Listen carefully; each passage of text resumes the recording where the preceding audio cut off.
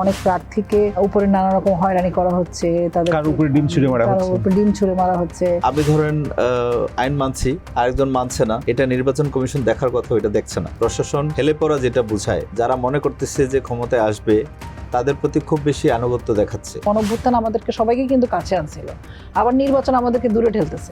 জনগণ কি আসলে ফ্রি টু চুজ? গণঅভ্যুত্থানের পরপরও যেভাবে আমরা কথা শুনেছিলাম, এখন কথা ঠিক বলতে চাচ্ছেন না। কেউ কেউ বলছেন, কিন্তু বেশিরভাগই কিন্তু কথা বলতে চাচ্ছেন না। এক ধরনের আতঙ্ক কাজ করতেছে সেই পুরনো কায়দায়। হ্যাঁ, আমি আচ্ছা ওকে একটু কাদা ছুড়লাম, তাহলে আমার নামটাও একটু সামনে আসলো। আপনি কিছু যোগ করতে চাইছেন? আপনি যেটা বললেন যে ফ্রি টু চুজ আছে কিনা, আসলে মানুষের কাছে নাই। যে স্বপ্ন নিয়ে আমরা জুলাই অভ্যুত্থানের কথা বলছি, প্রত্যাশার কথা বলছি, এই নির্বাচন কতটা রিফ্লেকশন হবে? আমরা আসলে নতুনভাবে গণতন্ত্রের পথে যাওয়ার জন্য এই নির্বাচনটাকে একটা মাধ্যম হিসেবে পেতে চাই। প্রার্থীরা ভোট ভিক্ষা চায়। ভোট তো আসলে ভিক্ষার জিনিস না, ভোট তো মানুষের একটা জাজমেন্ট।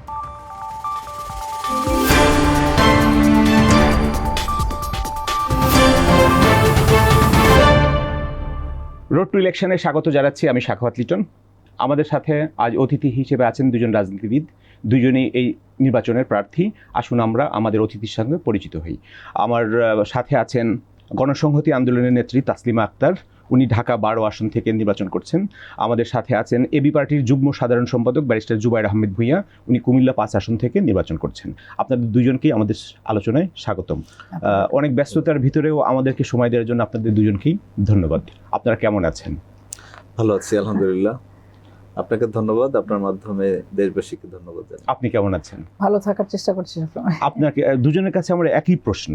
আমাদের অনুষ্ঠানের নাম রোড টু ইলেকশন, তো আমরা এখন নির্বাচনের পথে আছি। আমরা নির্বাচনের পথে আছি, সেটার থেকে বড় বিষয় আপনারা দুইজনই নির্বাচনের প্রার্থী হিসেবে পথে আছেন, একদম তৃণমূল মাঠে আছেন। তো এই মাঠের পথটা কেমন দেখছেন? 12 তারিখ পর্যন্ত যে আমরা যাচ্ছি, এই পথটা কেমন? কোনো শঙ্কা কাজ করছে কিনা? আমার জন্য নির্বাচনটা একেবারেই নতুন অভিজ্ঞতা। তো সেই অভিজ্ঞতার আলোকে আমি ঢাকা 12 থেকে মাথালমার্কে ইলেকশন করছি, এবং প্রায় 6টা ওয়ার্ড, যেটা ঢাকার একটা কেন্দ্রীয় জায়গা ঢাকা 12, ফলে অর্থনীতিরও খুব গুরুত্বপূর্ণ সেক্টর। এখানে 3,33,000 ভোটার রয়েছেন, এবং জায়গাটা খুব ছোট না, অনেক বিস্তৃত এলাকা। এবং সেই এলাকার মধ্যে মানুষের সাথে জনসংযোগ করা, তাদের আসলে কি, তাদের প্রত্যাশা কি, সমস্যা, এগুলো জানার চেষ্টা করছি। এখন পর্যন্ত খুব বড় রকম যে কোনো অসুবিধা বোধ করেছি এরকম না, কিন্তু কোথাও কোথাও আমরা দেখেছি যে আমাদের ফেস্টুনের উপর হয়তো আরেক দল ফেস্টুন লাগিয়ে দিচ্ছে, যাদের মোটেই আকাঙ্ক্ষার বিষয় ছিল না। আর ইলেকশনের তফসিল ঘোষণার পরপরই তো আমরা দেখলাম এখানে হাদি প্রাণ হারালো, এখানে আরও একজন কারণ বাজারে মোসাদ্দেক, তাকে গুলি করে মারা হলো। এরপরে ডেইলি স্টার, প্রথম আলো, ছায়ানট, এই যে একটা আগুন লাগলো, এই পুরো পরিস্থিতিটা কিন্তু মানুষের মধ্যে একটা শঙ্কা তৈরি করেছে। এবং এখনও ঢাকাকে আমরা যেভাবে দেখি, ঢাকারও কোথাও কোথাও আমরা দেখছি যে অন্যান্য অনেক প্রার্থীকে উপরে নানা রকম হয়রানি করা হচ্ছে, তাদের উপরে ডিম ছুঁড়ে মারা হচ্ছে। তো এই জিনিসগুলো কখনো কাঙ্ক্ষিত না। এটা তো ঢাকার ভিতরে বলছি, ঢাকার বাইরে কিন্তু অন্য রকম সহিংসতার কথাও আমরা শুনছি। তো সেই জায়গা থেকে আসলে আমার যেটা মনে হয় যে গণঅভ্যুত্থানের পরবর্তী সময়ে আমরা আশা করেছিলাম যে নির্বাচন এবার একটা সকলের মধ্যে একটা সৌহার্দ্যপূর্ণ পরিবেশ থাকবে। এখনও আমরা আশা করি যে যা যা ঘটেছে সেটা যদি আমরা পরিবর্তন না করতে পারি বা সেই পথেই হাঁটি, তাহলে সেটা ঠিক পুরনো নির্বাচনের মতোই হবে। এখন পর্যন্ত যে পরিস্থিতিগুলো আছে সেগুলো এই জায়গায় যদি আমরা রাশ টেনে না ধরতে পারে নির্বাচন কমিশন বা সরকার, এমনকি রাজনৈতিক দলগুলোরও খুব গুরুত্বপূর্ণ ভূমিকা। ধরেন আমরা বলি যে নির্বাচন কমিশনেরই আসলে প্রধান দায়িত্ব, এবং নির্বাচন কমিশন বা সরকারে যারা থাকে, বিশেষ করে অন্তর্বর্তীকালীন সরকারের ক্ষেত্রে আমরা দেখি যে হয়তো ধারণা করা হচ্ছে এই দলটা জিততে পারে, তো সেই দলের প্রতি একটা সমীহ করা, একটু সুবিধা দেওয়া, এটা কিন্তু আমরা সবসময় দেখে আসছি। এবারও সেরকম মনে হয় কখনো। তো সেই জায়গা থেকে আমাদের কাছে মনে হয় যে নির্বাচন কমিশনের নিশ্চয়ই ভূমিকা আছে, কিন্তু দিন শেষে আসলে রাজনৈতিক দলগুলো আসলে এই নির্বাচনের মধ্য দিয়ে সামনে আসলে আমরা কোন পথে যাব, কিভাবে বাংলাদেশটাকে গঠন করব, সেই জায়গায় যে আমাদের সকলেরই একটা ভূমিকা জরুরি, সেই অনুভবটা যদি না হয়, তাহলে সেটা আমাদের কারোর জন্য খুব সেই পুরনো কায়দায় আমাদের আবার করতে হবে। সেটা আসলে আমরা চাই না। আমরা আসলে নতুনভাবে গণতন্ত্রের পথে যাওয়ার জন্য এই নির্বাচনটাকে একটা মাধ্যম হিসাবে পেতে চাই। জুবায়ের আহমেদ, আপনি পথটা কেমন দেখছেন? দেখেন, নির্বাচন আমি আগেও সম্পৃক্ত ছিলাম, কিন্তু আমার নিজের নির্বাচন এই জার্নিটা আমার জন্য প্রথম। এবং এই জার্নিটার শুরু থেকে এই পর্যন্ত যা এক্সপিরিয়েন্স করছি একসময় হয়তো ডিটেইল লিখবো। এখন বিষয় যেটা আমরা যেভাবে আশা করেছিলাম যে সরকার এবং নির্বাচন কমিশন এই নির্বাচনের অনেকগুলো দিক সংস্কার করবেন, পরিবেশ তৈরি করবেন এবং প্রচারণার ক্ষেত্রে অভিনব নতুন কিছু নিয়ে আসবেন, এই এক্সপেকটেশন আমরা পাইনি। আমরা দেখছি যে আমাদেরকে শুধু বার দেওয়া হয়েছে যে এতদিন প্রচারণা করা যাবে না। যখন অন্যান্য প্রার্থীরা প্রচারণা করছে, যখন বলা হচ্ছে যে কোনো পোস্টারিং করা যাবে না, পোস্টার করছে, কালার পোস্টার করা যাবে না, কালার পোস্টার করছে, ফেস্টুন বিলবোর্ড লাগানো যাবে না, তাও করছে। এখন আমি ধরেন আইন মানছি, আরেকজন মানছে না। এখন এটা নির্বাচন কমিশন দেখার কথা, ওইটা দেখছে না। কিন্তু অনেক ধরনের অ্যানোমালিও আছে। ফর এক্সাম্পল ধরেন একটা বলা হচ্ছে যে একটা বিলবোর্ড বানানো যাবে 16/9, ওইটা কাপড়ে ছাপার কোনো ব্যবস্থা নেই। আমি যখন পিভিসিতে বানিয়েছি আর সবগুলো কাপড়ে বানিয়েছি আইন মেনে, তখন আমারটা নামিয়ে দিল। ওয়েল অন্য প্রার্থী যারা আছে তাদের পিভিসি হাজার হাজার আছে, একটা সেই দুইটা না। প্রার্থীরা কারা? মানে অন্য ধানের কোনো শীষ আছে, বড় দলের? দাঁড়িপাল্লা আছে, বড় দলের। তো আরেকটা বিষয় হলো সরকার দেখলাম হাবটের জন্য পিভিসি দিয়ে আপনার পুরোটা ব্যানার করেছে পিভিসি দিয়ে। তো আমি যখন বললাম যে সরকারি যে প্রচারণা হাবটের, ওটা তো পিভিসি দিয়ে হচ্ছে, তো বলছে না, সরকারের জন্য জায়েজ আছে, আপনার জন্য জায়েজ নেই। কিন্তু আইনে কিন্তু বলা আছে, আপনি লয়ারও, বলা আছে যেটা হলো নির্বাচনের যে আচরণবিধি দল এবং প্রার্থীর জন্য, সেই আচরণ বিধিমালাই প্রযোজ্য হবে গণভোটের প্রচারণার ক্ষেত্রেও। তাহলে গণভোটেও তো ওই পিভিসি পাইপটা ইউজ করার বলছি কথা না? যে সাইজ বলা হচ্ছে ওটা প্র্যাকটিক্যাল না। আমার মনে হয় যারা আইনটা বানিয়েছে তারা প্র্যাকটিক্যালি চিন্তা করে নাই যে কিভাবে একটা ধরেন 16 ফিট বাই 9 ফিট কাপড়ে প্রিন্ট করা, এটা তো মানে ইনস্ট্রুমেন্ট থাকতে হবে। আমি কোথাও ইনস্ট্রুমেন্ট পাচ্ছি না এই ধরনের প্রিন্ট করবার জন্য, অথচ একটা সাইজ দিয়ে দিয়েছে। তা এখন সমস্যা হলো আমারটা নামালে অন্যদেরটা নামালে সমস্যা ছিল না, অন্যদের হাজার হাজার আছে সেটা নামাই নাই, আমারটা নামানো তাহলে হয়েছে। কি আপনি আপনার এলাকায় বৈষম্যের শিকার হচ্ছেন? অবশ্যই শিকার হচ্ছি। এখন দেখেন মানে আরো অনেক বিলবোর্ডটা জায়গায় কে হচ্ছে। লাগাচ্ছে সেটার উপর নির্ভর করছে, কে লাগাচ্ছে তার উপর নির্ভর তার করছে। উপর নির্ভর করতেছে আসলে মানে সেটা নামানো হবে কিনা। নির্বাচনী আইনের প্রয়োগটা কি আসলে মানে কার- সাবজেক্টিভ সাবজেক্টিভ হ্যাঁ। সাবজেক্টিভ পেয়েছি। আইনটা একটু নমনীয় হচ্ছে যারা মানে যাদের মনে হচ্ছে যারা সামনে হয়তো ক্ষমতায় চলে যাবে বা সরকার গঠন করবে, এই ধরনের একটা হিসাব নিকাশ বোধ হয় এখন ধরেন নির্বাচন কমিশন বা সরকার এখন ধরেন করতেছে যে পিভিসি তো দেওয়া হচ্ছে পরিবেশের স্বার্থে, যে অপচনশীল বা কম কাপড়টা। পচনশীল, এই কারণে আপনার এটা করা যাবে না। এখন সরকার করতে পারবে, এটা কেমন ধরনের যুক্তি হলো যে সরকার নিজেই পরিবেশ দূষণ করবে আর অন্য প্রার্থীরা প্রাইভেট লোকজন করতে পারবে না। এটা এক। আরেকটা হলো আপা যেটা বলেছে, এটা খুবই বেশি দৃষ্টিকটু হচ্ছে আর কি। প্রশাসন হেলে পড়া যেটা বোঝায়, যারা মনে করতেছে যে ক্ষমতায় আসবে তাদের প্রতি খুব বেশি আনুগত্য দেখাচ্ছে। এটা আমাদের জন্য খুবই অ্যালার্মিং। এখনই দেখছি যে আমার যদি কেউ সাপোর্ট করে তাহলে তার বাড়িতে পুলিশ যাচ্ছে, আবার রাত্রিকে নক করে আসতেছে পুলিশ বলে। অনেক সময় পুলিশ যায় না, পার্টির লোকজনকে পুলিশ বলে আসে, তারপর বলে যে মামলা দিব আপনার, মানে মামলা দিব আপনার নামে, তো 12 তারিখের পরে দেখে নিব। এরপরে বলে যে 17 বছর ভয়ভীতি প্রদর্শন দেখেছি। তো নির্বাচনের এই- দণ্ডনীয় অপরাধ, ক্রিমিনাল অফেন্স। এটা করছে। এখন আমরা প্রশাসনকে জানিয়েছি, দলগুলোকেও জানাচ্ছি, দলের যারা নেতা আছে তাদেরকেও জানানোর চেষ্টা করছি, সাধ্যমতো প্রার্থীদের সাথে সম্পর্ক ভালো রাখবার চেষ্টা করছি। কিন্তু যারা স্থানীয় নেতারা আছেন তারা এগুলো কোনো কিছুই শুনতে চাচ্ছেন না, তারা এগুলো করেই যাচ্ছেন। আমরা আশঙ্কা করছি যে এটা প্রতিদিন বাড়তে থাকবে, ক্রমবর্ধমান আকারে এই সংকটটা বাড়বে এবং মানে সহিংসতা- নির্বাচনের দিন যত ঘনিয়ে আসবে সেটা কি আরো বাড়বে বলে আশঙ্কা করি। আমার 2টা উপজেলা নিয়ে আসন, বরিচং এবং ব্রাহ্মণপাড়া, 2টা উপজেলাই আপনার সীমান্তবর্তী এবং 2টা দিয়েই চোরাচালানের ঘটনা ঘটে, মাদক আসে এবং সাথে অস্ত্র আসে। এবং আমরা সাংবাদিকদের মাধ্যমে জেনেছি যে 330টার মতো অস্ত্র ঢুকেছে এর মধ্যেই। তো এখন আমার কাছে কোনো এভিডেন্স নেই, বাট সাংবাদিকরা আমাকে সংবাদ সম্মেলনে বলেছে যখন সংবাদ সম্মেলন করেছি। তো আমাদের এই সমস্যাগুলো আছে। আমার মনে হয় আমরা এক্সপেক্ট করেছিলাম যে রাষ্ট্র মানে প্রার্থীদেরকে নিয়ে অনুষ্ঠান করবে এবং সেখানে প্রার্থীরা বক্তব্য দিবে, তাইলে কম খরচ হবে। রাষ্ট্রের ব্যবস্থাপনায় যখন প্রচারণা হবে সেটার মধ্যে বিভেদ থাকবে না, সমানভাবে প্রচারণা হবে এবং জনগণ সেখান থেকে বাছাই করবে কাকে চুজ করবে। তো রাষ্ট্র কোনো ধরনের ভূমিকা নিচ্ছে না। এখন লোকাল পলিটিক্স ধরেন চাঁদাবাজ, গুন্ডা, গুনস সবাই হলো আপনার এই পলিটিক্সটা নিয়ন্ত্রণ করে। তো তাদের স্বার্থে যখন আঘাত লাগে, এটা কি বিজনেস, ইলেকশনটাও একটা বিজনেস হয়ে গেছে এখন। তো প্রত্যেকটা এলাকায় বলে দেয় যে আমি এই এলাকায় এত ভোট চাই, তাদের মানে যারা গুন্ডা পান্ডা আছে। তো তারা ওইটা পাওয়ার জন্য সংখ্যালঘু যারা আছে তাদেরকে ডাইকা বলে যে যদি এই পরিমাণ ভোট না পাওয়া যায় তাহলে দেখে নিব। আবার যারা ধরেন আওয়ামী লীগে ভোট দিয়েছে তাদেরকেও একই কথা বলে, জাতীয় পার্টিতে ভোট দিচ্ছে তাদেরকেও একই কথা বলে।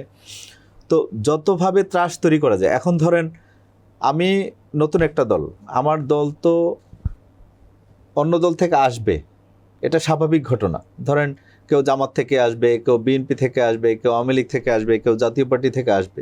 তাদের বিরুদ্ধে যদি কোনো অপরাধ না থাকে তাহলে তো তাকে এই একিউজ করে ধমক দেওয়ার সুযোগ নেই তাদের, অথচ আমাদেরকে দিচ্ছে। এখন ধরেন 5% লোকের বেশি কিন্তু পলিটিক্স করে নেই বাংলাদেশে, সব দল মিলে ম্যাক্সিমাম 5% মানুষ পলিটিক্স করছে, আর বাকি যে 95% মানুষ আছে তারা কিন্তু ভোট দিয়েছে একজন আরেকজনকে। জুবাইর এখন আহমেদ, তাদেরকেও কিন্তু লেবেলিং করা হচ্ছে। আপনার কাছে আবার আসবো। দুজনের কাছে কমন একটা ইস্যু আমি জানতে চাইবো। আপনারা নির্বাচন আসলে যেটা বলছিলেন, বাণিজ্য, পেশি শক্তি একটা আছে, অর্থ একটা, পেশি শক্তি, আর হচ্ছে ধর্মের অপব্যবহার, এই তিনটার একটা বড় ইম্প্যাক্ট এই নির্বাচনেও পড়ছে বলে আমরা পত্রপত্রিকায় খবর আসছে, আলাপ আলোচনায় আসছে। তো এইরকম একটা পরিস্থিতিতে আপনারা ছোট দল, আপনাদের জন্য চ্যালেঞ্জগুলো কেমন? একটা তো হচ্ছে রাজনৈতিক দল হিসাবে বা সংসদে কারা যাবে সেটা সম্পর্কে সাধারণ মানুষের একটা ধারণা আছে, যেটা আপনি বললেন যে কার পেশি শক্তি বেশি। সেটা যেমন ভোটাররা হিসাব করে কে আসলে এলাকা নিয়ন্ত্রণ করতে হবে, কার ছত্রছায়া থাকতে হবে, কার ছত্রছায়া না থাকলে তার ওখানে থাকা বিপদ হবে, কাকে চাঁদা দিতে হবে, কাকে হবে না। এই যে অনেক রকম হিসাব নিকাশ করে কিন্তু ভোটাররা টিকে থাকে। তো সেই জায়গা থেকে আমার কাছে যেটা মনে হয় যে এখানে এবারও এই ধর্ম প্রশ্ন, মানে আমাদের পোশাক আশাক বদলে যায়, আমাদের কথাবার্তা বদলে যায়, কিন্তু আমার মনে হয় যে আমরা তো আসলে যারা ইলেকশন করছি, যারা সংসদে যেতে চাই, তাদের কাজ হচ্ছে আইন প্রণয়ন করা জনগণের জন্য। এবং বর্তমান সময়ে গণঅভ্যুত্থান পরবর্তী সময়ে একটা জাতীয় পুনর্গঠনের সময়, এই সময় আমাদের কাজটা যেটা, সেই কাজ নিয়ে কিন্তু আমরা জনগণের সামনে হাজির হচ্ছি না, বরং আমরা এই যে নানান রকম বলয়ের মধ্যে রাজনৈতিক দলগুলোকে আশ্রয় নিতে দেখছি, কখনো ধর্মের আশ্রয়, কখনো মানে পেশি শক্তির আশ্রয়, কখনো অর্থের। এখন ধরেন আমার দল, আমি যখন ফেস্টুন লাগাচ্ছি বা আমি যখন মানে প্রচারপত্র বের করছি, সেটা কিন্তু কোনোভাবেই অন্যান্য যে দলগুলো আছে তার সাথে সঙ্গতিপূর্ণ হবে না। কারণ সে যেভাবে হয়তো টাকা খরচ করতেছে, সেটা খরচ করার সঙ্গতি আমার নাই। কিন্তু আমি মনে করি যে আমাকে সেটা মানে আমি আমাদের যারা সদস্য আছেন, সংগঠক আছে, তাদের সাথে বলে আমরা তো আসলে টাকা দিয়ে এদের সাথে পাল্লায় পারবো না, আমাদের করতে হবে বুদ্ধি দিয়ে। এবং আমাদের কর্মসূচি কি, আমরা জনগণের জন্য কি করতে চাই, সেই জিনিসটাই আমাকে সামনে নিয়ে আসতে হবে। ফলে আমি ছোট দল না বড় দল, তার থেকে আমার কাছে মনে হয় রাজনৈতিক কৌশল হিসেবে জনগণ কি আসলে ফ্রি টু চুজ? আপনি যেটা বলছিলেন ভয়ভীতি প্রদর্শন আছে, কোন গ্রুপে গেলে কতটা প্রশ্রয় পাওয়া যাবে, শেল্টার পাওয়া যাবে। আমরা আশা করেছিলাম যে গণঅভ্যুত্থানের পরে জনগণের মধ্যে একটা নিঃশ্বাস নেওয়ার, একটা খোলামেলা নিজেদেরকে প্রকাশ করা, কোথায় তারা ভয় পাচ্ছেন, কি তারা আশা করছেন, সেগুলো তারা প্রকাশ করবেন। কিন্তু আমরা যখন জনসংযোগে যাচ্ছি, আমরা একটা জনতার পার্লামেন্ট ধরনের করছি। সব জায়গায় প্রচারণা শেষে আমরা এক জায়গায় দাঁড়িয়ে ওই এলাকার মানুষের কাছ থেকে কথা শুনতে যাচ্ছি, তখন দেখছি যে তারা আসলে গণঅভ্যুত্থানের পরপরও যেভাবে আমরা কথা শুনেছিলাম, এখন কথা ঠিক বলতে চাচ্ছেন না। কেউ কেউ বলছেন, কিন্তু বেশিরভাগই কিন্তু কথা বলতে চাচ্ছেন না। এক ধরনের আতঙ্ক কাজ করতেছে যে কি বলে কি বিপদে পড়বে, কে তাকে দেখবে, এরকম একটা। তো সেই জায়গা থেকে আমার কাছে যেটা মনে হয়, বা আমাদের দল থেকেও আমরা যেটা মনে করি, যে আমাদের মানুষের সাথে কানেক্ট করার জায়গাটা হচ্ছে আমি কি কর্মসূচি আসলে জনগণের জন্য নিয়ে যাব। সেটা খুব সহজ না। ওই ভয় ভীতির, আপনি যেটা বলছিলেন যে ভয় ভীতির সেই চাদর মানে ছেদ করে আসা, এটা মানে এখনই আমার মনে হয় সম্ভব না। কিন্তু আমরা যদি মনে করি যে সম্ভব না বলে আমরাও আসলে মানে এমনভাবে উপস্থাপন করব নিজেদেরকে, যেটা হয় ওই যে নির্বাচনী মৌসুমে যেটা হয়, যে কোনো না কোনোভাবে একটা প্রতিপক্ষ দাঁড় করানো, তাকে কিছু বলে, ধরেন এখন আমি বিএনপি বলি, জামাত বলি, তাদেরকে নিশ্চয়ই আমার কোথাও কোথাও সমালোচনা থাকবে, কিন্তু সমালোচনা করার নামে আমি আমার নিজের কর্মসূচি থেকে হারা যেতেছি। হ্যাঁ, একটা প্রতিপক্ষ দাঁড় করাচ্ছি আমি। এখন সোশ্যাল মিডিয়াও একটা ময়দান, সেখানেও আমার কাছে মাঝে মাঝে মনে হয় যে নিজেদের কর্মসূচি কি, আমরা জনগণের জন্য কি করতে চাই, আমার দল কি করতে চায়, আমার মাথাল মার্কা কি করতে চায়, সেই আলোচনাটা আমি করব, নাকি আমি জাস্ট একটা নির্বাচনী কৌশল হিসেবে ভাইরাল হওয়ার জন্য মানে উপস্থাপন করবো। সেই ধরনটা আমার কাছে মনে হয় যে আমরা গণঅভ্যুত্থানের পরবর্তী সময়ে এই সময়টা আসলে আমাদের নিজেদের প্রতিযোগিতা হবে আমাদের মধ্যে, মানে হ্যাঁ হবে, কিন্তু আমাদের ওইভাবে করা উচিত। হ্যাঁ সেটাই, মানে আমাদের কর্মসূচি বেসড, আমাদের প্রতিযোগিতাটা কোথায় আসলে, আমরা কে কতটুকু করতে পারবো আসলে এই দেশের জন্য, সেটাই তো আমার মনে হয় যথেষ্ট। তো কিন্তু সেটা হয়তো একদিনে মানুষকে স্পর্শ করতে পারবো কিনা আমরা বলতে, মানুষও বলতেছে যে হ্যাঁ চাঁদাবাজি হচ্ছে, এটাই হচ্ছে সবচেয়ে বড় সমস্যা যত জায়গায় যাচ্ছি, কিন্তু চাঁদাবাজি সম্পর্কে কিন্তু সে যখন পাবলিক প্লেসে এসে কথা বলে তখন সে বলতেছে না। তো এটা একদিনে বদলায় যাবে তা না, কিন্তু আমার মনে হয় প্রার্থী যারা আছেন তাদেরকেও নতুন কায়দায় ভাবা উচিত, সেই পুরনো কায়দায় হ্যাঁ আমি আচ্ছা ওকে একটু কাদা ছুড়লাম তাহলে আমার নামটাও একটু সামনে আসলো। আপনি কিছু যোগ করতে চাইছেন? আপনি যেটা বললেন যে ফ্রি টু চুজ আছে কিনা, আসলে মানুষের কাছে নাই। কারণ হলো আমরা আশা করেছিলাম যে গণঅভ্যুত্থানের পরে প্রত্যেকটা দল যারা সংসদ সদস্য যিনি হবেন তার যে জব ডেসক্রিপশনটা আছে, তার তো একটা কাজ আছে, এই কাজটা বোঝে অন্তত এই ধরনের প্রার্থীদেরকে মানে ইয়ে করবে, মনোনয়ন দিবে। কিন্তু আমরা দেখলাম ওই ওই ওই পথে দলগুলো হাঁটে নাই। যার পেশি শক্তি আছে, অর্থ আছে, লোকজন আছে, তাদেরকেই কিন্তু অ্যাপয়েন্ট করেছে। তো আলটিমেটলি মানুষের কিন্তু চয়েস করার সুযোগ নাই। আপনি ধরেন একটা বিল্ডিং যদি বানান, ধরেন 5 জন A ক্লাস ইঞ্জিনিয়ারকে দিলেন, এর মধ্যে যে কাউকে চুজ করেন আপনি 19-20, 18-20 এই ধরনের সার্ভিস পাবেন। কিন্তু আমাদের এখানে কিন্তু এরকম না। যার কেরিয়ারটা এরকম যে সে রাষ্ট্রের ইঞ্জিনটা বোঝে না, বা এমপির কাজটা কি এটা বোঝে না। ধরেন এমপির কাজ কি? এমপির কাজ হলো মানুষের দুঃখ কষ্ট শুনবে, ওই এলাকায় কি প্রবলেম আছে, আনএমপ্লয়মেন্ট আছে, আরও প্রবলেম আছে, এগুলোকে কৌশল তৈরি করবে, নীতিমালা তৈরি করবে, আইন তৈরি করবে, সরকার সঠিক পথে পরিচালিত হচ্ছে কিনা প্রশাসনকে ওভারসি করবে। এগুলো কিছুই নাই, এগুলো করতে পারবে না। এই ধরনের লোকদেরকে আপনার মনোনয়ন দিয়ে দিচ্ছে। তো সে কিন্তু ওই নির্বাচনটাও মেম্বার ইলেকশনের মতোই করছে, চেয়ারম্যান ইলেকশনের করার মতোই করছে। তো আমরা কিন্তু এমপি ইলেকশনটা একটু ডিফারেন্ট দেখতে চাইছিলাম, যে আসলে এখানে দলগুলো দায়িত্বশীল ভূমিকা পালন করবে। এখন দলগুলো যখন মানে সব ধরনের প্রার্থী দিয়ে দেয়, তখন কিন্তু জনগণের আসলে চয়েস থাকে না। আবার দেখেন, আমরা যারা ছোট দল, এই মার্কা দেখে ভোট দেওয়ার জনগণের মানে সব দিকেই প্রবলেম আছে। জনগণের মধ্যে মার্কা দেখে বা দল দেখে ভোট দেওয়ার একটা মানসিকতা আছে। এই মানসিকতা যদি এখন 2026 সালেও পরিবর্তন না হয়, তাহলে ভালো প্রার্থী, ভালো এমপি, ভালো সংসদ পাওয়া খুব কঠিন হবে। আমার কাছে এটা মনে হয় যে মানে সরি আমি মাঝখান দিয়ে ঢুকলাম একটু, মানে মানসিকতা পরিবর্তনটা একটা ভাইস ভার্সা ব্যাপার আর কি, যে জনগণের মানসিকতা বদলাইলো তো প্রার্থীর বা রাজনৈতিক দলের নেতৃবৃন্দের মানসিকতা বদলাইলো, এরকম না। আমার মনে হয় এটা দুই পক্ষ থেকেই চেষ্টা করার, এবং রাজনৈতিক দলের নেতৃত্ব যারা সংসদ নির্বাচন করছেন তারা তো অবশ্যই এই জায়গায় যখন আসেন একটা দায়িত্ববোধ থেকে, অভিজ্ঞতার জায়গা থেকে আসে, ফলে তাদের আমার কাছে মনে হয় দায়িত্বটা আরও বেশি।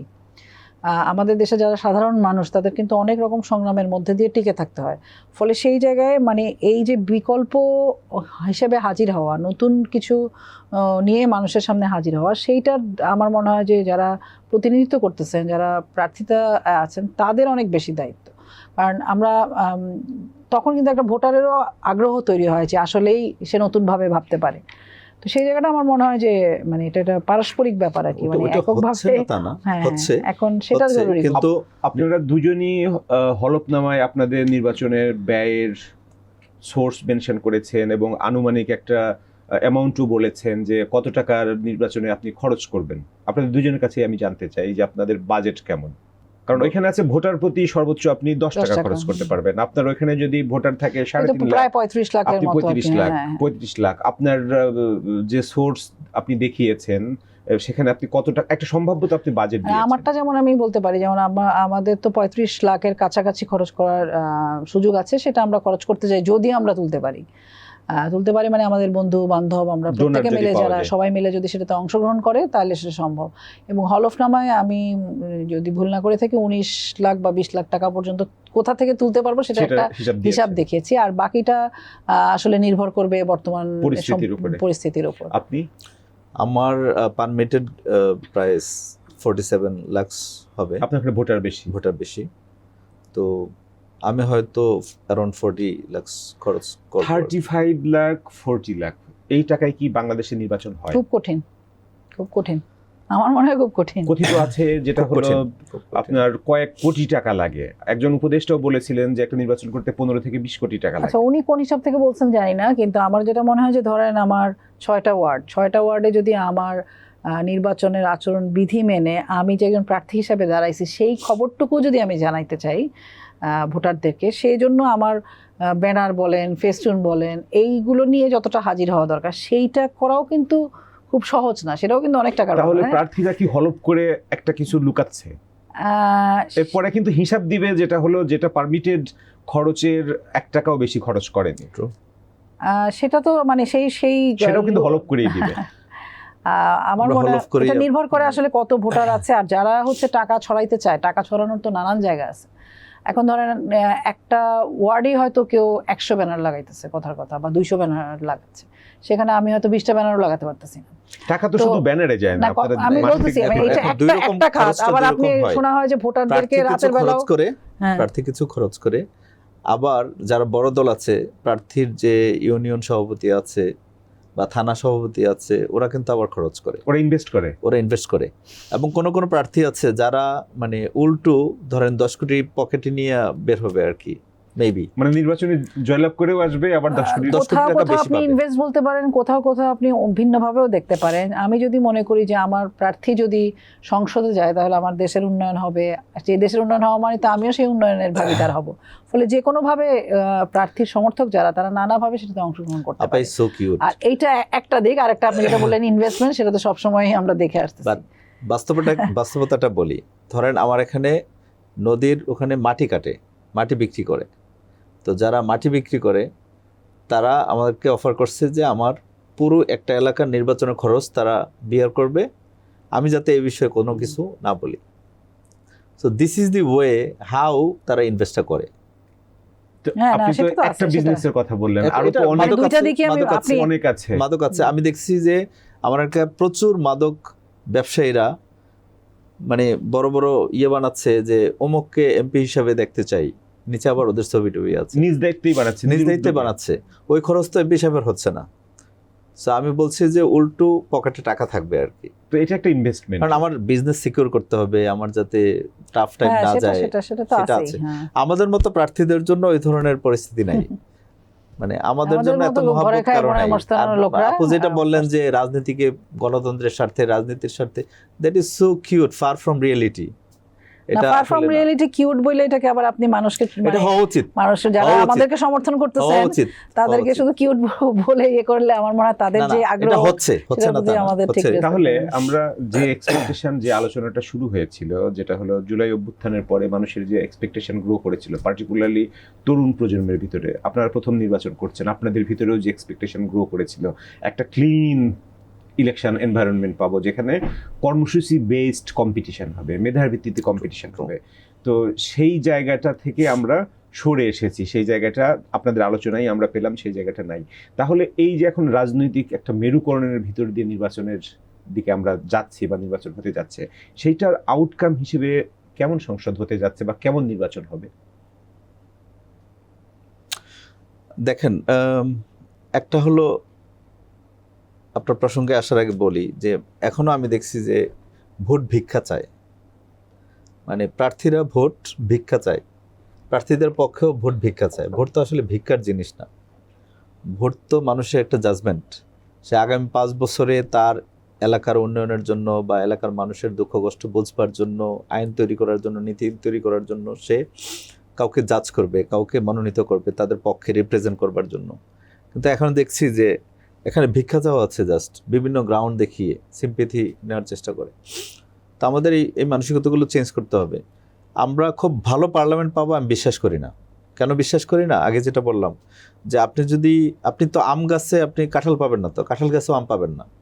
আমরা তাই হচ্ছে, আমি যদি মেম্বার মানে ক্যাটাগরির লোককে আমি এমপি বানাই বা চেয়ারম্যান ক্যাটাগরির লোককে এমপি বানাই, তাহলে তো আমি সংসদ একটা ইউনিয়ন পরিষদের মতো পাবো। আমি তো একটা সংসদের ক্লাসে সংসদ পাবো না। আমি ইউনিয়ন পরিষদকে খাটো করছি না, মেম্বারদেরকে খাটো করছি না। বাট বাস্তবতা হলো যার জব যেটা, সে তো ওই জবটা করতে হবে। এই ব্যাপারে রাজনৈতিক দলগুলো এবং সরকার এগিয়ে আসা উচিত। আমি মনে করি না যে শিক্ষা বড় ধরনের ব্যারিয়ার হবে, বাট অ্যাটলিস্ট একটা মিনিমাম স্ট্যান্ডার্ড থাকা উচিত, যারা রাষ্ট্রকে বুঝবে, রাষ্ট্রের ইঞ্জিনটা বুঝবে, রাষ্ট্রের স্ট্রাকচারগুলো বুঝবে, কিভাবে রাষ্ট্র ফাংশন করে সেটা বুঝবে। আপনাদের দল তো জামাত ইসলামীর নেতৃত্বে জোটেও আছে, জোট থেকে আপনারা কয়টা আসন পেয়েছেন? ওখানে 3টা আসন আপনার পুরোপুরি এক্সক্লুসিভ আছে, আর 2টা আসন ওপেন আছে। কিন্তু আমাদের দলীয় অনেকগুলো প্রার্থী ইলেকশন করছে দলের কতজন সব ইনস্ট্রাকশন মিলে? ফলো না করে, সব মিলে সম্ভবত 21 জন। আপনারা তো এর আগে এনসিপির সাথে একটা জোট গঠন করেছিলেন, রাষ্ট্র সংস্কার আন্দোলন, এবি পার্টি এবং এনসিপি। ওই একই মাসে আবার জামাতের সাথেও গিয়ে সবাই জয়েন করলেন। তাহলে ইন্ডিভিজুয়াল আলাদাভাবে যে একটা প্ল্যাটফর্ম গড়ে তোলার উদ্যোগ নেওয়া হয়েছিল, সেই উদ্যোগটা খুব দ্রুত আবার শেষ হয়ে গেল কেন?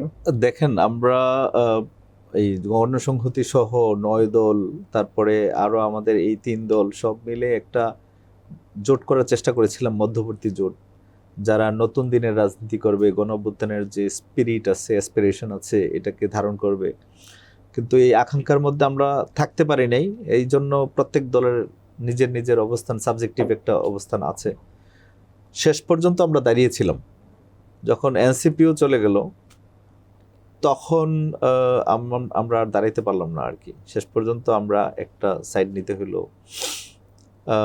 আমরা সংস্কার ইস্যুকে চিন্তা করে হা ভোট না ভোট এই বিষয়গুলো, ছোটটা বড়র সাথে মিশে গেল।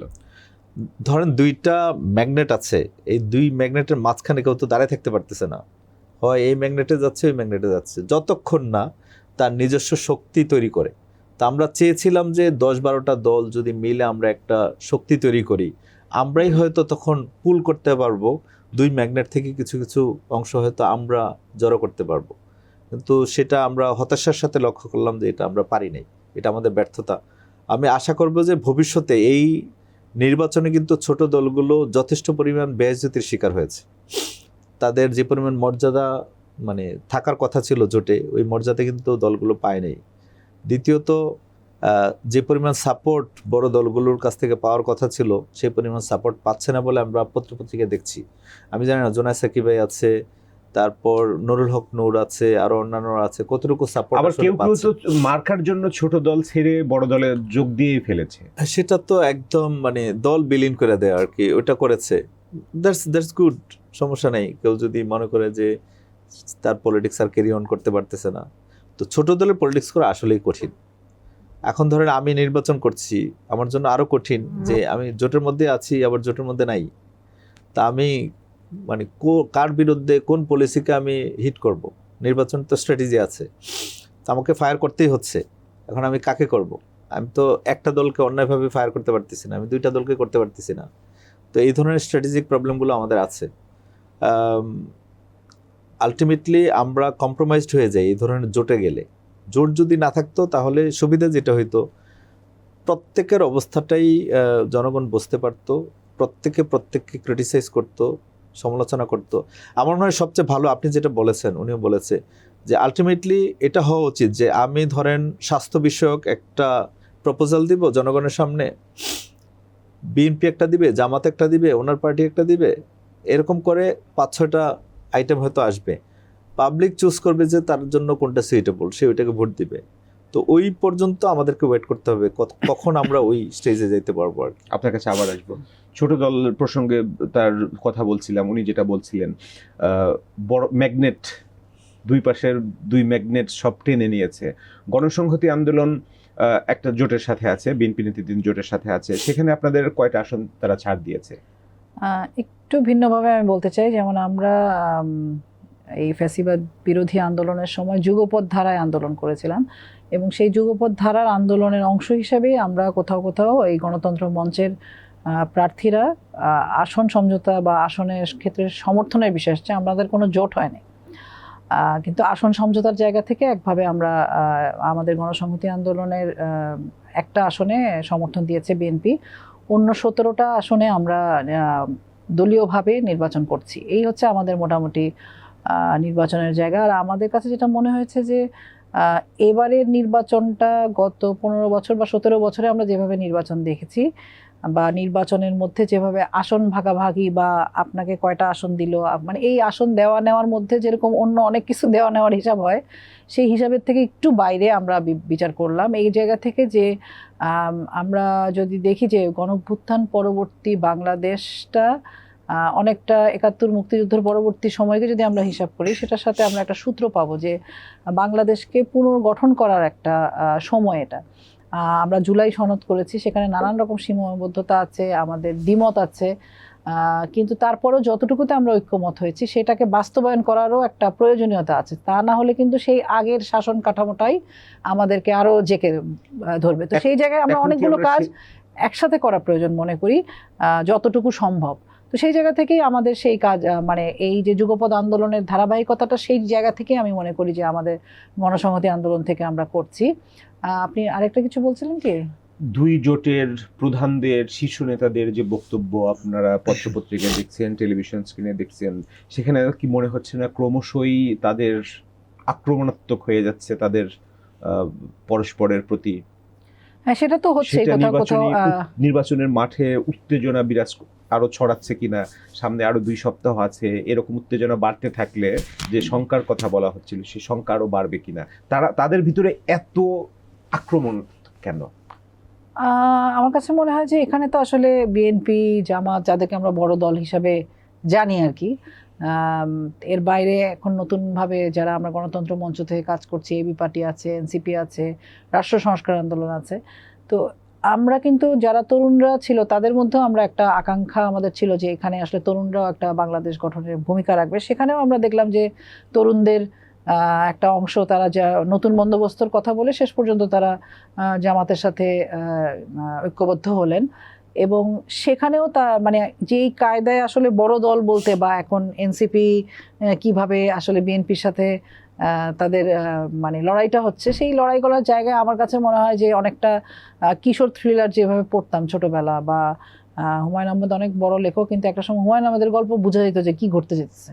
তো এখন আমার কাছে মনে হয় যে আমি বুঝতে পারতেছি আসলে যে কি হতে যাচ্ছে, মানে বোঝা যায় আসলে যে এইটাই হবে। মানে আমি একটু প্রচার পাওয়ার জন্য, আমি একটু মানে সবার সামনে আমার নিজের কাজের বাইরে মানে এই প্রচারণার জন্য এই কৌশল হিসাবে আমরা এমন ভাবে কথা বলছি বা এমনভাবে আক্রমণ করছি একে অপরকে, যেটা আসলে একটা গণতান্ত্রিক পরিবেশের মধ্যে একটা সৌহার্দ্যপূর্ণ, বিশেষভাবে গণঅভ্যুত্থান পরবর্তী সময়, যেহেতু গণঅভ্যুত্থান আমাদেরকে সবাইকে কিন্তু কাছে আনছিল, আবার নির্বাচন আমাদেরকে দূরে ঠেলতেছে, কিন্তু আমরা আশা করছিলাম গণঅভ্যুত্থানের মধ্যে দিয়ে যেই ঐক্যবদ্ধ একটা চেতনা আমাদের মধ্যে তৈরি হয়েছে বাংলাদেশকে গঠন করার, সেই চেতনাটা আমাদেরকে আসলে নির্বাচনে ভিন্নভাবে আমাদেরকে দেখাবে। নির্বাচন দূরে ঠেলছে কেন?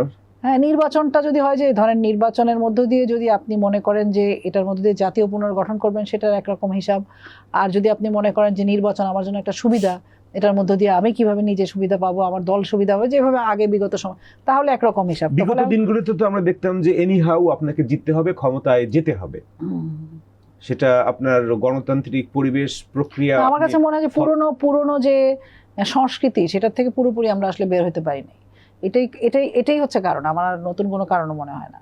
আমাদের তো একটা মানে যেটা আমি বারবার বলার চেষ্টা করছি যে গণঅভ্যুত্থান পরবর্তী সময় বাংলাদেশের জাতীয় পুনর্গঠনের যে সময়, ধরেন আমরা জুলাই সনদ করলাম, আমরা সামনে সংবিধান সংস্কারের যে কাজ আমাদেরকে হাতে দিতে হবে, সেই কাজগুলো করা বাংলাদেশের পুরো শাসন ব্যবস্থাকে নতুন করে ঢেলে সাজানোর জন্য একটা সূত্রপাত আমি বলতে পারি। পুরোটা হয়ে যাবে পরিবর্তন সেটা আমি বলবো না, কিন্তু সেই সূত্রপাতে আমরা নিজেরা যদি না বদলাই, সেটাও হয়তো এক রাতে মানে এই মানে অল্প সময়ের মধ্যে সম্ভব না, কিন্তু সেটা আমরা চেয়েছিলাম আর কি। তো আমার মনে হয় তারপরেও হয়তো আমরা কিছু ভিন্নতা দেখবো, এটা আসলে দেখারও ব্যাপার আছে যে শেষ পর্যন্ত কি হয়। আপনার অবজারভেশন কি? একেবারেই যে সংস্কার হয় নাই তা না, কিছু সংস্কার হয়েছে। যেমন এবার টাইম বেঁধে দেওয়া হয়েছে, টাইমটা কমিয়ে নিয়ে আসা হয়েছে, কতদিন প্রচারণা হবে, টাকা পয়সা খরচের ব্যাপারে লিমিটেশন দেওয়া হয়েছে, এবার যে হলফনামা দেওয়া হয়েছে এখানে অনেকগুলো চেঞ্জ আসছে। তো এগুলো পজিটিভ দিক, কিন্তু আমরা প্রশাসনকে খুব বেশি অ্যাক্টিভ দেখছি না, এখনো কেপেবল মনে হচ্ছে না এখন পর্যন্ত। লেভেল প্লেইং ফিল্ড আছে। সবচেয়ে খারাপ দিক হলো মানুষ এখনো বিশ্বাস করে না নির্বাচনটা হবে কিনা। There is a big percentage যারা মনে করে এখনো নির্বাচনটা হবে না। আমি গ্রামের মানুষের এই 2 সপ্তাহ আগেই সেও এরকম আশঙ্কা কেন বিরাজ করছে আপনারা গ্রামের মানুষের মধ্যে? একটা হলো আমার এলাকায় নৌকার মানে বেশি, ভোটার বেশি কম্পারেটিভলি যারা আগে নৌকায় ভোট দিয়েছে।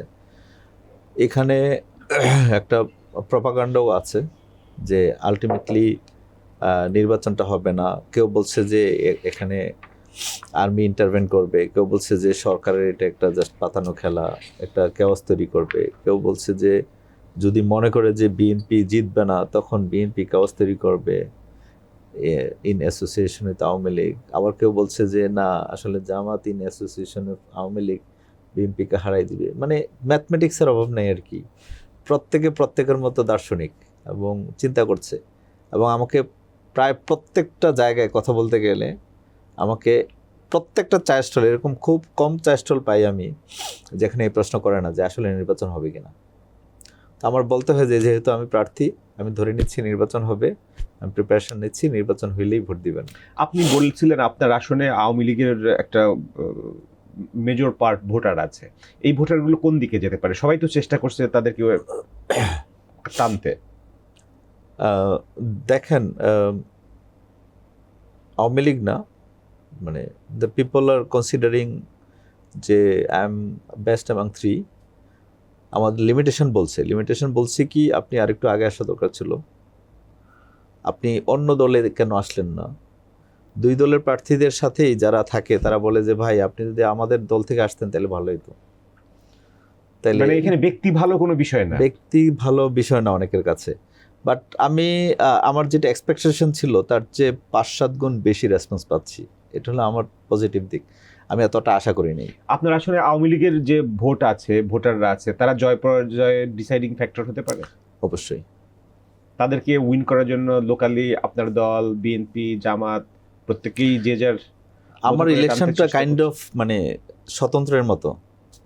আমার বেসিকলি দল থাকলেও যেহেতু জোটে আছি আবার জোটে নাই, আমি আসলে ধরে নিতে পারেন যে আমি স্বতন্ত্র প্রার্থী এবং মানুষও মনে করে আমি স্বতন্ত্র প্রার্থী। ওইভাবেই তারা ডিল করে আর কি আমার সাথে। তা আমি ভালো সাড়া পাচ্ছি। এমন কোনো দল নাই যে দলের ভোটার আমাকে ভোট দিবে না, এবং যারা কোনো দল করে না তারাও ভোট দিবে ইনশাল্লাহ।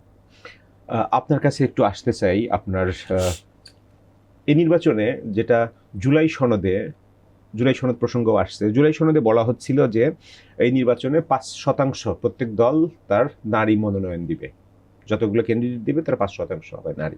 অনেকগুলো দল জুলাই সনদে স্বাক্ষরও করেছে। তো বাস্তবে এসে দেখা গেল যেটা আসলে 51টা দলের ভিতরে 30টা বা 31টা দলে কোনো নারী প্রার্থী নেই। আবার যারাও দিয়েছে তাদের পার্সেন্টেজ অনেক কম। বড় একটা দল যারা হচ্ছে এখন এই রেসে আছে, যারা ক্ষমতায় যেতে পারে, ট্রেজারি বেঞ্চেও বসতে পারে, আবার অপোজিশন বেঞ্চেও বসতে পারে, তার দলের 0 ক্যান্ডিডেট, জামাত ইসলামের কথা বলছিলাম। তাহলে জুলাই সনদ বাস্তবায়ন নিয়ে এত কিছু হচ্ছে, শুরুতেই জুলাই সনদকে ইগনোর করা হলো না? ইগনোর তো করা হলোই। মানে এইটা আসলে মানে আমার কাছে মনে হয় কেন নারীরা যারা আমরা নারীর রাজনৈতিক অধিকারের জন্য ওই সময় কিন্তু একটা আওয়াজ উঠেছিল, আপনি হয়তো খেয়াল করে থাকবেন, একটা প্ল্যাটফর্মও তৈরি হয়েছিল যারা 100 আসনে সরাসরি নির্বাচন, পরবর্তী সময় 33% যাতে থাকে সেই বিষয়গুলো নিয়ে তাদের সর্বোচ্চ চেষ্টা করেছে। কিন্তু সেটা জুলাই সনদেও আসে নাই, সেটা ঐক্যমত্য কমিশনে বসলেও সেটা আসলে রাজনৈতিক দল পর্যন্ত বা ঐক্যমত্য কমিশনে যায় পৌঁছায় নাই। তো সে জায়গায় আমার কাছে মনে হলো যে কেন রাজনৈতিক দলের যে নারীরা যারা মনে করে যে আসলে নারীদের অংশগ্রহণ দরকার, তারা কেন এই জায়গায় দাঁড়ালেন না। মানে আমার কথা যদি আপনি ধরেন যে আমার নির্বাচনে দাঁড়ানোর সিদ্ধান্তটা কিন্তু প্রায় অনেকটা শেষ মুহূর্তে এসে হয়েছে, কারণ আমার কাছে মনে হয়েছে আমি এই আন্দোলনের একটা অংশ ছিলাম যেখানে সরাসরি নারীর নির্বাচনে অংশগ্রহণ করা, কেন সংসদে নারীর যথাযথ প্রতিনিধি নাই, শ্রমিকের প্রতিনিধি নাই, এই বিষয়গুলো আমাদের একটা আন্দোলনের অংশ ছিল। এবং আমার কাছে মনে হচ্ছে এই আন্দোলন যদি আমি করি এবং আমি মনে করি যে নির্বাচনটা ঠিক আমার জন্য না, নির্বাচন রাজনীতি এগুলো খারাপ কাজ, আমি শুধু বলবো প্ল্যাটফর্মে, সেটা তো হয় না। সে কারণে কিন্তু আমি এখানে ইলেকশন করার সিদ্ধান্ত নিয়েছি। এবং আমার কাছে মনে হয় যে এই যে নারীর সংরক্ষিত আসনের জন্য যথেষ্ট, সরাসরি আসনের জন্য না, এই ভাবনাটা পরিবর্তন করার ক্ষেত্রে রাজনৈতিক দলগুলোর নিশ্চয়ই ভূমিকা আছে, কিন্তু নারীকেও আসলে তার পরিচয়ের যে রাজনীতি সেইটার থেকে বের হয়ে আসতে হবে। এখন পর্যন্ত আমাদের সমাজের মধ্যে নারীকে যে দৃষ্টিতে দেখা হয়, নেতা বলতে বা রাজনৈতিক দল বলতেও কিন্তু আমরা অনেকটা পুরুষ অধ্যুষিত একটা অবয়ব দেখতে পাই রাজনৈতিক দল বললে বা বীর বললে।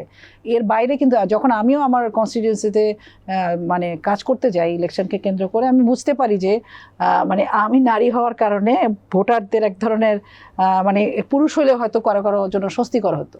তো সেই জায়গাগুলোতে আমাদের এই মানে একজন নারী, সে যে নাগরিক, তার প্রথম পরিচয়, যেটা আমরা গণঅভ্যুত্থানের পরবর্তীতে সবাই বলছি যে নাগরিক মর্যাদার বাংলাদেশটা চাই, সেই নাগরিক হয়ে ওঠার যে লড়াই, সেটা কিন্তু নারীদের একটা অগ্রণী ভূমিকা রাখতে হবে। এবং আমার মনে হয় যে অনেকে আসে নাই আবার যারা এসে টিকে আছে এখন পর্যন্ত, এটাও আমার মনে হয় যে একটা নতুন। আপনি একটা গণ অভ্যুত্থানের কথা বলছেন, আমি আরেকটা পেছনের গণ অভ্যুত্থানে ফিরে যাই। এখানে 90 সালের গণ অভ্যুত্থানে, 90 সালের গণ অভ্যুত্থানের মাধ্যমে যে গণতন্ত্রের পুনর্যাত্রা শুরু হলো, তারপরে যারাই প্রধানমন্ত্রী হয়েছেন আমাদের দুজন নারী নেত্রী ছিলেন। আওয়ামী লীগের একজন ছিলেন, বিএনপির একজন ছিলেন, পালাক্রমে তারাই প্রধানমন্ত্রী হয়েছেন। এই অভ্যুত্থানের পরের যে বাংলাদেশ এখন দেখছি, সামনে কি আবার কোনো নারী প্রধানমন্ত্রী হবার কোনো স্বপ্ন আমরা দেখতে পারি 10, 20, 30 বছরের ভিতরে? নিশ্চয়ই দেখতে পারেন, না দেখার কোনো কারণ নাই। কারণ এখন বড় একটা যে দল আছে, জামাত ইসলামের কথাই যদি বলেন, জামাত ইসলামী তো নারী নেতৃত্ব তার গঠনতন্ত্র অনুযায়ী দলীয় প্রধান হতে পারবেন না। তারপরে এবার তার আপনার নমিনেশনই দিয়েছে 0।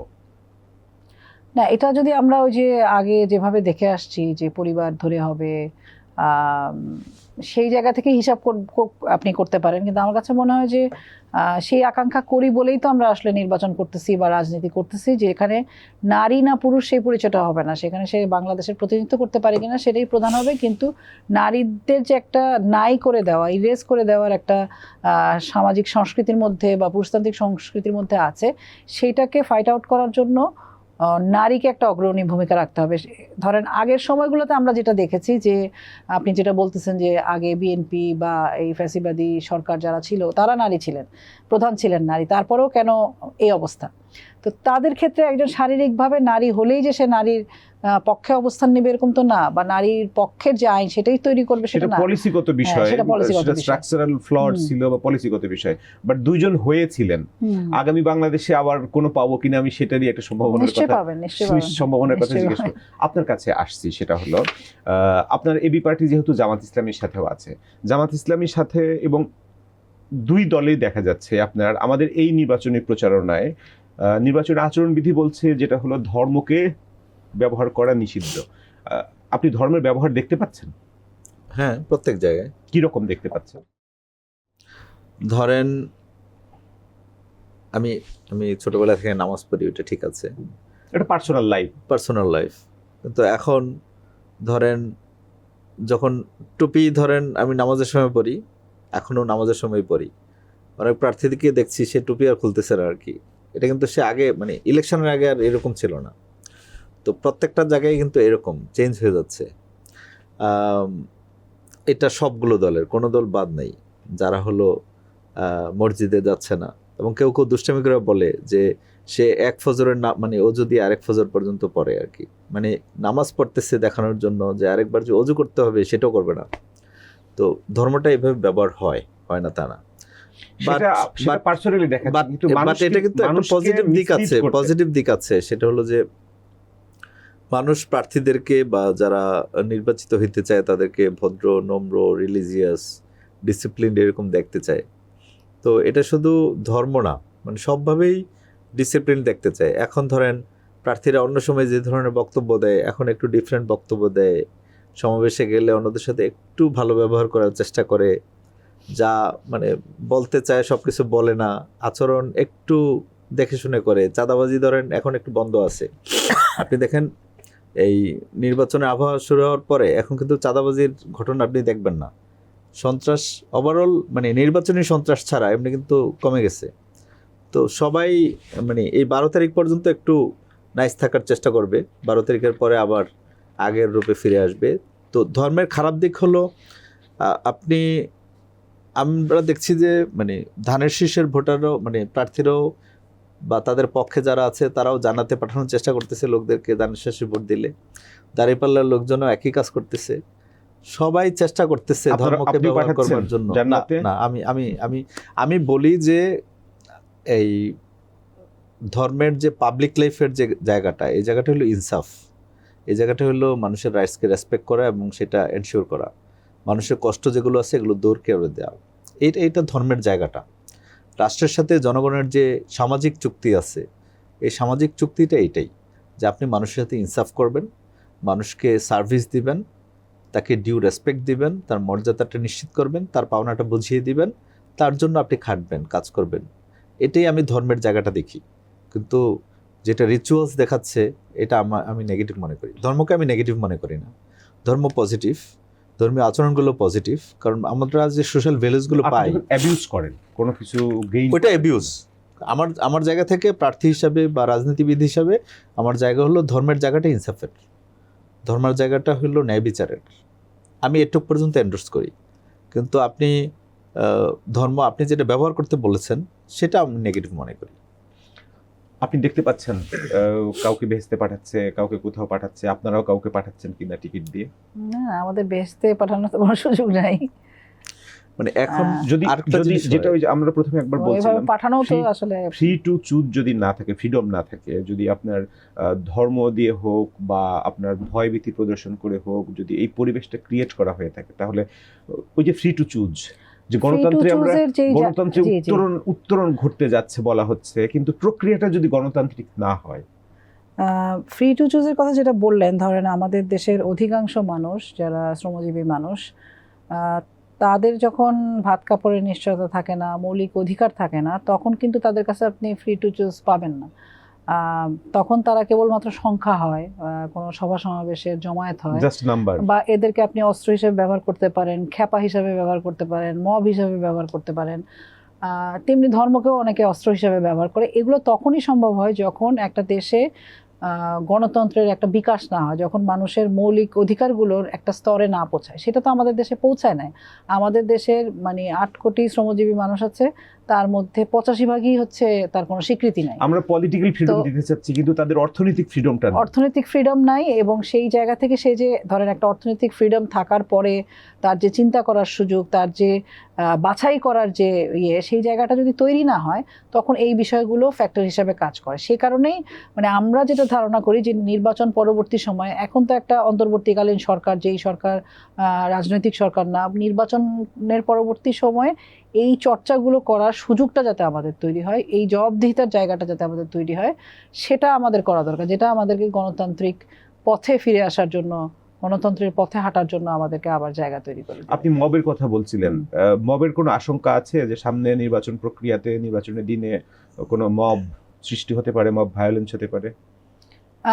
এখন পর্যন্ত এটা আসলে বলা যাচ্ছে না, কিন্তু এখন পর্যন্ত তো আমরা যা পরিবেশ দেখতেছি সেটাতে কোথাও কোথাও একটা আশঙ্কা আমরা কাজ করতেছে। কিন্তু আমরা আসলে চাই না যে এখানে আবার সেই আমরা যেটা দেখলাম হাদি হত্যার পরে, যেভাবে আসলে প্রথম আলো বা ডেইলি স্টারকে আবার এগুলো তো ফিরে ফিরে আসতেছে, মবের যেই তৎপরতা আমরা দেখছি, সেটার সম্ভাবনা থাকে। কিন্তু আমরা আসলে মনে করি যে এই সম্ভাবনাটাকে যদি আবারও আসলেই হয়, তাহলে এটা আমাদের পুরো নির্বাচনী ব্যবস্থা, পুরো নির্বাচনের মধ্য দিয়ে যে আমাদের একটা উত্তরণের ঘটানো বা একটা জায়গায় পৌঁছানো, সেটা বাধাগ্রস্ত হবে। ফলে এইটাকে আর অস্ত্র হিসাবে ব্যবহার করার জন্য কোনো রাজনৈতিক দলের জন্য এটা খুব ভালো কিছু হবে বলে আমার কাছে মনে হয়। একদম এক কথায় যদি আপনার কাছে জানতে চাই, নির্বাচনটা কেমন হচ্ছে বা কেমন হবে? নির্বাচনটা আমার মনে হয় যে এবার অন্য যে কোনো বারের থেকে ভিন্ন হবে। ভোটাররা ভোট দিতে যেতে পারবেন, কিন্তু কোনো কোনো জায়গায় হয়তো ঢাকার বাইরে প্রত্যন্ত অঞ্চলে কোথাও কোথাও চেষ্টা হতে পারে পুরনো কায়দায় করার, কিন্তু সমূহ সম্ভাবনা আছে এবার ভোটাররা ভোট দিতে যেতে পারবেন। এটাই আসার জায়গা। আর বাদ বাকি ভোটারকে কিভাবে মেসেজ দিবে, কি করবে, সেগুলোর জন্য তো অনেক মেকানিজম কাজ করে। কিন্তু আমার কাছে মনে হয় যে এবার ভোটাররা ভোট দিতে, এখন পর্যন্ত আমি মনে করি যে বড় অংশের ভোটাররা ভোট দিতে যেতে পারবেন। এটা একটা বড় সুযোগ, সে নিজের সিদ্ধান্তটা নিতে পারবেন, এটা আমার কাছে। জুবায়ের আহমেদ, এখানে আমরা কথা বলছিলাম যেটা হলো পলিটিক্যাল ফ্রিডম আর হচ্ছে ইকোনমিক ফ্রিডম। তো আমাদের এখানে ইকোনমিক ফ্রিডম না থাকায়, ইকোনমিক সচ্ছলতা না থাকায়, যে মানুষ খেটে খাওয়া মানুষগুলোর কথা বলা হচ্ছে, ফ্রি টু চুজ করতে গিয়েও তাদের অনেক ধরনের স্ট্রাগলে পড়তে হয়। তাহলে আমরা রাজনৈতিক সাম্য প্রতিষ্ঠার কথা বলছি, অর্থনৈতিক সাম্যর কথা কিন্তু আমরা গত 1-1.5 বছরে বলছি না। সেই রকম পরিস্থিতির ভিতর দিয়ে যে একটা নির্বাচনের দিকে যাচ্ছে, সেখানে কতটা যে স্বপ্ন নিয়ে আমরা জুলাই অভ্যুত্থানের কথা বলছি, প্রত্যাশার কথা বলছি, এই নির্বাচনে কতটা রিফ্লেকশন হবে? আমার মনে হয় আমাদের পভার্টি লেভেল কমেছে, আগের চেয়ে কমেছে, এবং এই কারণে কিন্তু ডেটা বলছে কিন্তু বেড়েছে, তাই না? ডিফারেন্স বেড়েছে, একদম। আয় বৈষম্য বাড়ছে। আয় বৈষম্য বেড়েছে, কিন্তু নিড যেটা রেকর্ড নিড ওইটা ফুলফিল করতে পারছে একটা বড় সংখ্যা। সমস্যা হচ্ছে আমাদের আমার এই আগের যে ইলেকশনটা হয়েছে ইমিডিয়েট আগে 2024 সালে, ওখানে আমাদের যিনি এমপি হয়েছেন উনি শুনলাম যে খরচ করেছে প্রায় 100 কোটি টাকার কাছাকাছি। তো এই যে একটা অভ্যেস খারাপ করে ফেলেছে, 100 কোটি টাকা, 100 কোটি টাকার কাছাকাছি, তো এটা খরচ করেছে।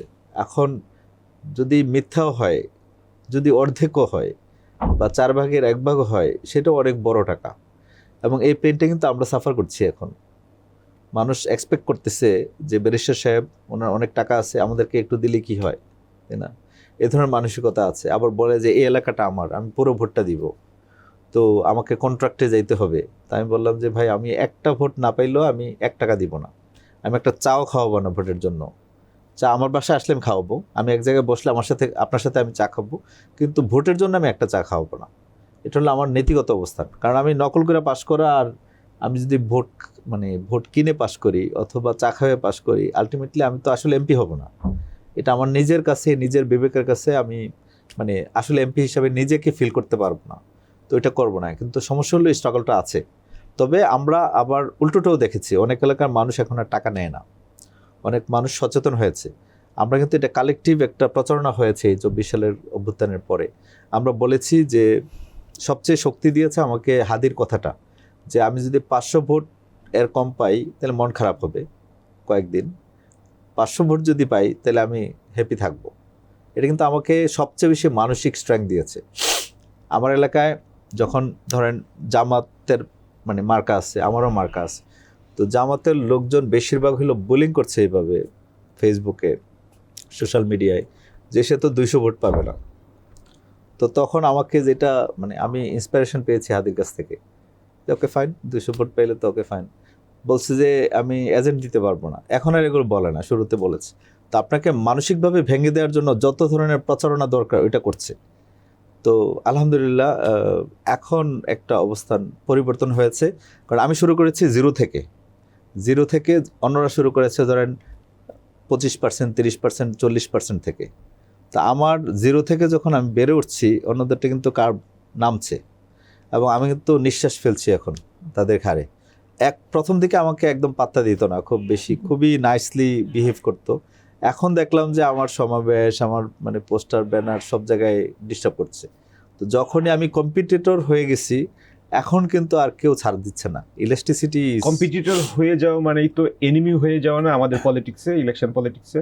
তাই তো হয়ে যাচ্ছে আচরণটা। এখন পর্যন্ত নাইস আছে সিচুয়েশনটা, বাট আমি খুব একটু আতঙ্কে আছি যে এটা হয়তো 1-2 দিনের বেশি আর কন্টিনিউ করবে না। লাস্ট কোশ্চেন, এক কথায় যদি আমি জানতে চাই, নির্বাচনটা তাহলে কেমন হবে?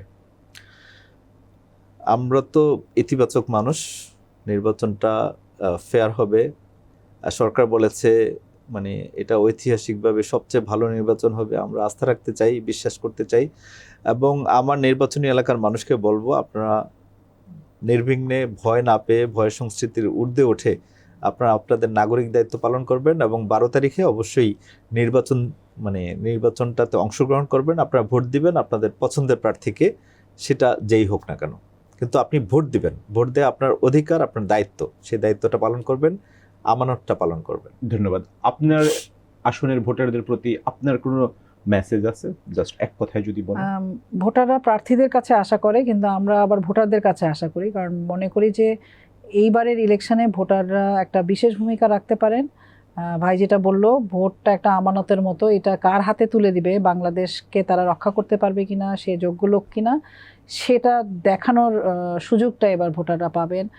নারী ভোটার রয়েছে, তরুণ ভোটার রয়েছে, শ্রমজীবী ভোটার রয়েছে, যাদের স্বর অনেক সময়, বিশেষ করে নারী শ্রমজীবী মানুষ, তাদের স্বর আমরা শুনতে পাই না এভাবে। তো আমরা আশা করি তারা ভোটের মধ্যে দিয়েই তাদের জবাবটা দিবেন আর কি, তাদের শক্তি, তাদের সামর্থ্য সব কিছু প্রকাশ ঘটাবেন। তাসলিমা আক্তার এবং জুবায়ের আহমেদ ভূঁইয়া, আমাদের সময় দেওয়ার জন্য আপনাদের দুজনকেই ধন্যবাদ। আশা করি আগামী দিনগুলো আপনাদের ভালো কাটবে, আপনারা সুস্থ থাকবেন, নিরাপদে থাকবেন। ধন্যবাদ। আপনাকে ধন্যবাদ। দর্শক, আমাদের সাথে থাকার জন্য আপনাদেরও ধন্যবাদ। আপনারা ভালো থাকবেন, সুস্থ থাকবেন, নিরাপদে থাকবেন।